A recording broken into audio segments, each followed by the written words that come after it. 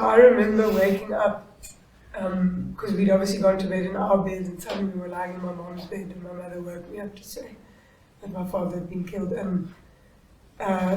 It's an interesting question because you can't really grasp it at the time. Yeah. It's not real that this person's just gone. Yeah. And I remember walking around the house asking 10,000 questions because I really wanted to understand what was going on. And then we flew to Namibia immediately, and my mother allowed us to see him in the morgue.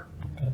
And I saw his face with the bullet that had gone through his face here. And so I suppose that made it more real, and something I'm very grateful to my mom for allowing us that.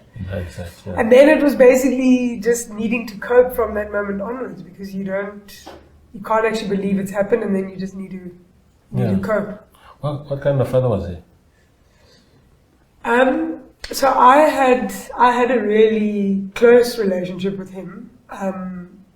Daddy's girl. Daddy's girl, yeah. And I don't want to speak too much about that, but he, for instance, I'll never forget, we were sitting outside the front door. I always used to tell him that he needed to take better care of his hair, he needed to brush his hair and stuff. And he then made me promise that I would never change my surname.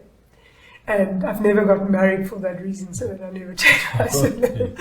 Okay. And just, we actually went to the house today, to the old house where we decided to go. And the woman that lives there now is just so special and so wonderful. She let us come, and there were so many memories throughout the house of things that I remember so clearly. Wow. And he was obviously also very busy, but the other thing that